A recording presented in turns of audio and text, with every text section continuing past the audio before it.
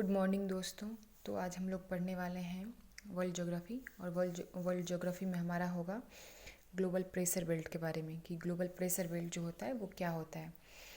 जैसे विंड का फॉर्मेशन होता है, विंड के बारे में हम जानते हैं, पढ़ते हैं, तो उसका जैसे हमारे एग्ज़ाम में भी आ जाता है। जनरल जो कोई एग्ज़ाम देते हैं हम, उसमें आ जाता है कि जैसे वेस्टर्लीज़ कहाँ पे बहती है, ट्रेड विंड क्या होती है, पोलर ईस्टर्लीज़ क्या होती है। तो ये सब चीज़ ना, मतलब ऐसे हम लोग क्या करते हैं ना, तो इसको याद कर लेते हैं। लेकिन याद करने से ना किसी भी चीज़ का कॉन्सेप्ट क्लियर नहीं होता है।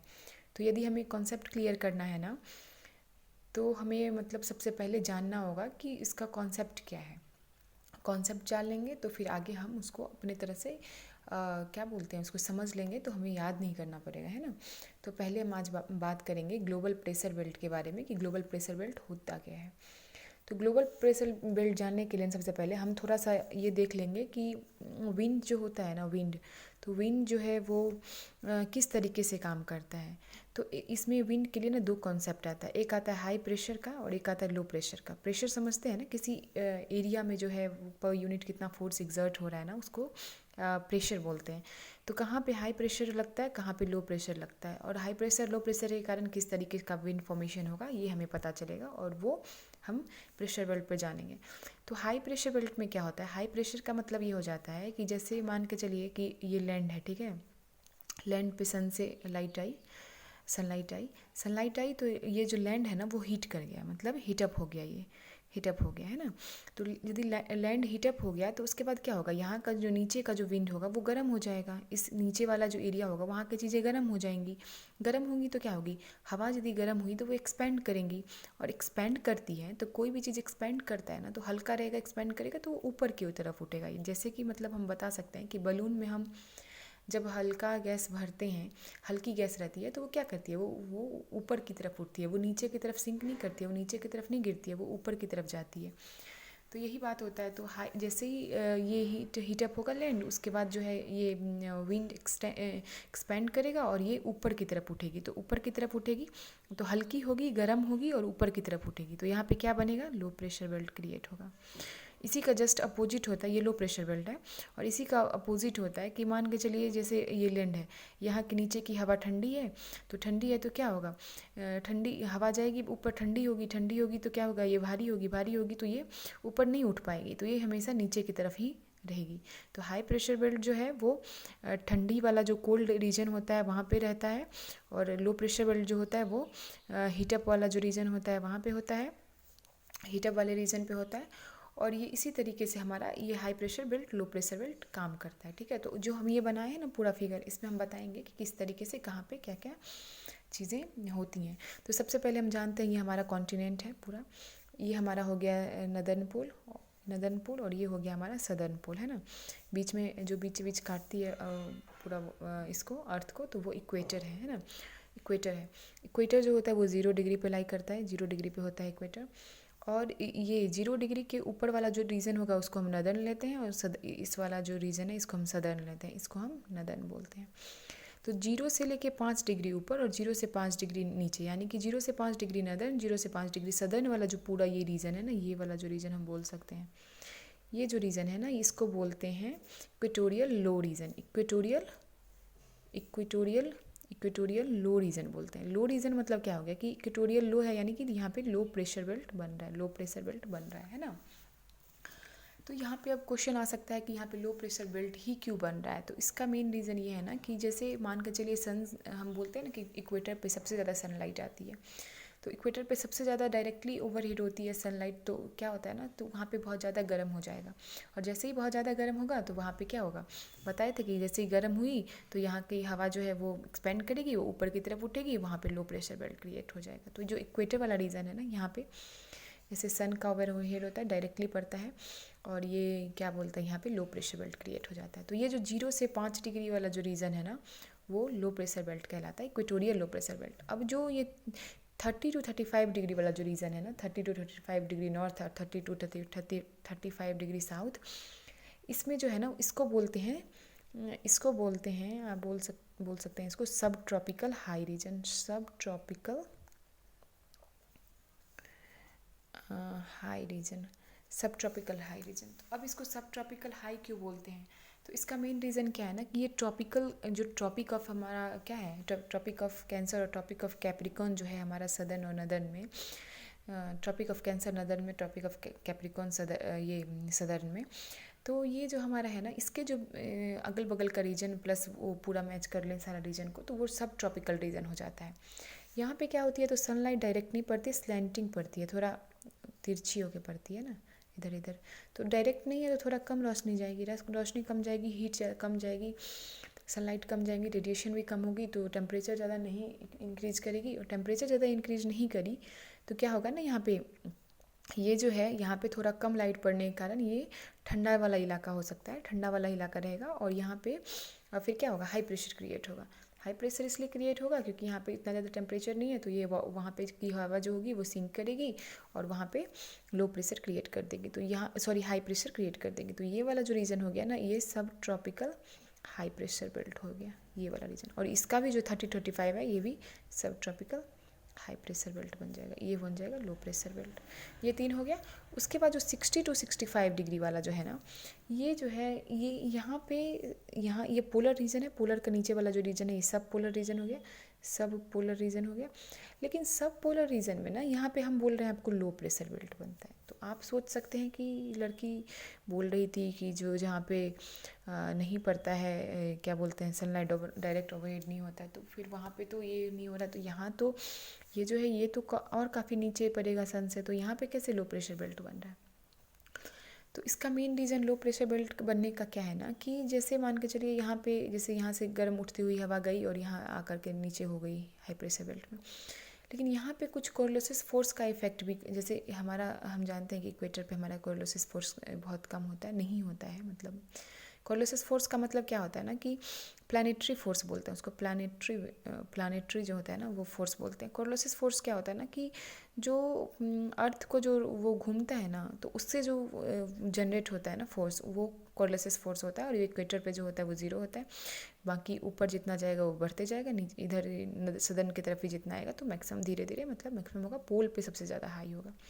तो इस फोर्स के कारण भी प्लस कुछ जो है ना, मतलब क्या बोलते हैं, आपको बता सकते हैं कि जैसे लोग मतलब वहाँ पे जो 60 से 65 डिग्री वाला जो रीज़न जो हम ये बोल रहे हैं इसका, तो यहाँ पे गर्म हवा आ जाती है। तो ये बोलेंगे कि क्यों गर्म हवा आती है, तो इसका कारण होता है ना कि ये डायनेमिकली इंड्यूस्ड होती है।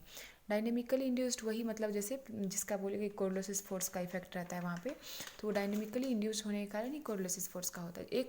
दो टर्म होता है, एक होता है थर्मली, एक होता है ना कि थर्मली इंड्यूस्ड होता है, थर्मली इंड्यूस्ड होता है, ठीक है। और एक होता है डायनेमिकली, मतलब डायनेमिकली इंड्यूस्ड हुआ ये, है ना। तो अब इस दोनों का मतलब क्या होता है, थर्मली जो इंड्यूस्ड होता है ना, वो हाई प्रेशर लो प्रेशर वाला जो हम बताए कि कैसे ऊपर उठता है, वो नीचे जाता है, एक्सपैंड करता है, राइज करता है, कूलिंग इफेक्ट होता है जिसके कारण हाई प्रेशर बनता है, हीटिंग इफेक्ट होता है जिसके कारण लो प्रेशर बेल्ट बनता है। लेकिन डायनेमिकली इंड्यूस्ड में कुछ थोड़ा सा कॉन्सेप्ट अलग है। डायनेमिकली इंड्यूस्ड में क्या हो जाता है ना कि यहाँ पे जो अर्थ जो रोटेट करता है उससे जो फोर्स क्रिएट होता है, और कोरलोसिस फोर्स जो मतलब होता है रोटेट के कारण, उससे जो हीट जनरेट होती है ना, उससे डायनेमिकली इंड्यूस्ड होता है। तो इसी कारण से क्या होता है ना, पोलर रीजन में ज़्यादा होता है। तो यहाँ पे इस वाला जो रीजन में है ना, लो प्रेशर क्रिएट हो जाता है। तो जो नदर्न में होगा वो भी सदर्न भी होगा, सदर्न में भी लो प्रेशर बेल्ट क्रिएट हो जाता है। फिर ये पोलर रीजन है, तो पोलर रीजन में तो जानते ही हैं कि मतलब कितना ज़्यादा बर्फ़ का इफेक्ट रहता है वहाँ पे। तो इसके कारण पोलर वाला रीजन जो है ना, वो हमेशा हाई प्रेशर बेल्ट ही बनता है। 90 डिग्री नदर्न और 90 डिग्री सदर्न, ये 90 डिग्री आ जाता है ना, ऐसे मान के चलो हम ऐसे कर देंगे तो ये जो एक्सिस बनेगा ना सीधा परपेंडिकुलर, तो ये 90 डिग्री बन जाता है, नीचे भी 90 डिग्री बन जाएगा। तो 90 डिग्री वाला जो रीज़न है वो आपका हो जाता है पोलर हाई प्रेशर बेल्ट बन जाता है। तो ये सारा जो कॉन्सेप्ट है ना, यदि हम ये बस याद रखेंगे ना, तो हमारा आगे का जो हम बताने वाले हैं वो क्वेश्चन हमारा सॉल्व हो जाएगा। जैसे कि मैं बोल रही हूँ कि इसी से रिलेटेड एक क्वेश्चन जैसे हम देख लेते हैं कि क्या बोलेंगे, जैसे अब जैसे विंड है ना, विंड के बारे में जैसे हमको जानना होता है। तो विंड में मान के चलिए दो टाइप है, एक प्राइमरी विंड है, एक सेकेंडरी विंड है, ठीक है। एक प्राइमरी विंड हो गया, एक सेकेंडरी विंड हो गया। प्राइमरी विंड में जो होता है ना, इस प्राइमरी एक सेकेंड ट्रांसफर टू आंसर, हाँ। प्राइमरी विंड जो होता है ना, इसमें मान के चलिए जैसे ट्रेड विंड हो गया, ट्रेड विंड, वेस्टर्लीज हो गया, वेस्टर्लीज हो गया, ईस्टर्ली, पोलर ईस्टर्लीज भी बोलते हैं, ईस्टर्लीज हो गया। तो इस तरीके का जो होता है ना, मतलब विंड सब ये जो आता है वो आपका इसमें आ जाता है, क्या बोलते हैं इसको, प्राइमरी विंड में आ जाता है। प्राइमरी विंड जो हो गया आपका, जैसे रेगुलर विंड है कोई, रेगुलर है, मतलब ऐसे नहीं है कि क्या बोलेंगे इसको, हाँ ऐसे नहीं है कि ये किसी पीरियड में, मतलब ऐसे किसी पर्टिकुलर सीज़न में ये हो रहा है, ऐसे नहीं है, ये रेगुलर बहेगी, ये इसका मतलब है। और प्रिवेलिंग विंड भी इसको बोलते हैं, इसमें ही ट्रेड विंड आता है, वेस्टर्लीज आता है, ईस्टर्लीज आता है। और सेकेंडरी विंड जो हो जाता है ना, ये हो गया पीरियोडिकली, मतलब पीरियोडिकली ही है ये जो है ना, वो मतलब पीरियोडिकल चलेगा, ये कोई इसमें ये नहीं है। सीजनल बोल सकते हैं, सीजनल बोल सकते हैं इसको, लोकल विंड बोल सकते हैं, मतलब ये सारा चीज़ जो है इसका नाम है, लोकल विंड भी बोलते हैं। तो ये तो हम जान गए कि पीरियोडिकली, सीजनल, लोकल है ना। प्राइमरी विंड के बारे में जान गए कि ट्रेड विंड है, वेस्टर्लीज है, पोलर ईस्टर्लीज है। लेकिन ये जानने के बाद भी मतलब हम ये नहीं जान पाए कि हम कैसे समझेंगे कि ट्रेड विंड है, वेस्टर्लीज है या ईस्टर्लीज है। तो इसके लिए अच्छा 2 पेज में अलग अलग लिख दिए ना, ठीक है कोई बात नहीं। तो जैसे हम ये हमारा इसको जानने के लिए कि ट्रेड विंड क्या है, मान के चलिए हम बता रहे हैं कि ट्रेड विंड क्या है, इसको हमको जानना है। मुझे लग रहा है ना कि सारा शायद क्लियर नहीं जा रहा है पिक्चर, ठीक है देखते हैं क्या होता है। ट्रेड विंड के बारे में जैसे जानेंगे, तो जैसे हमारा ये गोल हो गया रीजन है ना, ये हमारा हो गया इक्वेटोरियल लो, इक्वेटोरियल लो, ये हमारा हो गया सब ट्रॉपिकल हाई प्रेशर बेल्ट, नीचे भी हो गया हमारा सब ट्रॉपिकल हाई प्रेशर बेल्ट, ये हो गया हमारा सब पोलर लो, और ये भी हमारा हो गया सब पोलर लो, ये हो गया पोलर पोलर हाई, और ये इधर भी हो गया पोलर हाई, हो गया ना। तो जैसे ट्रेड विंड है, तो ट्रेड विंड का जो कॉन्सेप्ट है ना, ट्रेड विंड कहाँ से कहाँ रहेगी, तो जो ये सब ट्रॉपिकल हाई से आएगी और इक्वेटर की तरफ आएगी, इक्वेटोरियल लो की तरफ आएगी, और सब ट्रॉपिकल हाई जो सदर्न में है उधर से इक्वेटर की तरफ आएगी। तो इस रीजन जो है ना, ये पूरा जो रीजन है, इस रीजन में जो है वो क्या रहेगी, ट्रेड विंड रहेगी, यानी कि सब ट्रॉपिकल हाई प्रेशर नदर्न से जाएगी इक्वेटोरियल लो पे, और इधर सब tropical high pressure belt southern से। तो ये वाला जो ये बीच का जो रीजन हो गया ना, ये पूरा, ये सारा रीजन जो ये बीच वाला रीजन है वो सारा हो जाता है ट्रेड विंड कहलाता है, ठीक है। ट्रेड विंड कितना इजी हो गया, तो अब हमको समझ में आ गया कैसे 0 डिग्री होता है, यहाँ से 0 से 5 वाला रीजन हो गया, ये 30 से 35 वाला रीजन सब ट्रॉपिकल हाई प्रेशर बेल्ट हो गया। तो इस तरीके से हो सकता है। उसके बाद वैसे ही हमको वेस्टर्लीज जैसे जानना है कि वेस्टर्लीज कहाँ पे बहती है ना, वेस्टर्लीज कहाँ पे होती है। तो वेस्टर्लीज के लिए भी कॉन्सेप्ट है कि जैसे ये इधर इधर इक्वेटर की तरफ दोनों तरफ से आती है। वेस्टर्लीज क्या होता है ना, कि ये जो सब पोलर लो रीजन है ना, यहाँ से ऊपर की तरफ जाती है, ये ऐसे जाएगी, और इधर भी ये ऐसे जाएगी, तो सदर्न नदर्न में भी जाएगी और ये सदर्न में भी जाएगी। तो ये दोनों जो है ना अलग अलग, जैसे ये सब पोलर लो है और सब पोलर लो है, और ये है नदर्न का और ये है सदर्न का, ये इधर से ऊपर की तरफ जाएगी और ये इधर से नीचे की तरफ जाएगी। ये वाला जो रीजन है ये हो जाता है आपका वेस्टर्लीज का कॉन्सेप्ट, ये जो है वेस्टर्लीज हो गया। तो ईस्टर्लीज वेस्टर्लीज कितना ईजी है, मतलब इसमें कुछ करना ही नहीं है ना। और एक तरीके से जो जैसे ट्रेड विंड होती है ना, तो ट्रेड विंड को जैसे ट्रेड विंड में देख रहे हैं दोनों तरफ से आ रही है, तो दोनों तरफ से आ रही है यानी कन्वर्ज कर रही है, यानी कन्वर्ज का यहाँ पे कॉन्सेप्ट आ जाता है। कन्वर्जेंस डाइवर्जेंस होता है ना, तो कन्वर्जेंस का कॉन्सेप्ट आता है यहाँ पे, कन्वर्जेंस का।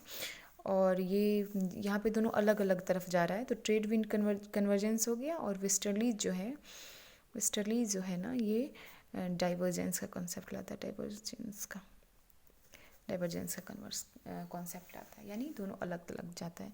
तो और इससे ये भी पता चलता है कि ट्रेड विंड वाला जो जब जैसे विंड बहेगी ना, तो यहाँ पे काफ़ी ज़्यादा मात्रा में रेनफॉल होगा, क्योंकि कन्वर्ज करने से क्या होता है, दो टकराएगा हवा ना, तो उससे क्या होगा, बारिश होने की संभावना होती है, बादल टकराती है उससे बारिश होने की संभावना। तो ये सारा जो क्वेश्चन हो गया ना, ये ट्रेड विंड से रिलेटेड है, वेस्टर्ली से रिलेटेड, विंड से रिलेटेड है। सॉरी, ये ग्लोबल प्रेशर बेल्ट होता है ना, वो विंड से रिलेटेड हमें कॉन्सेप्ट क्लियर करवा देता है। उसके बाद जो है ना, हम अगले दिन जो है सोच रहे हैं कि मतलब सेकेंडरी विंड्स और उसका साइक्लोन टॉर्नेडो वगैरह के बारे में भी थोड़ा सा कॉन्सेप्ट क्लियर करें, है ना। ठीक है, फिर मिलते हैं, बाय बाय, टेक केयर।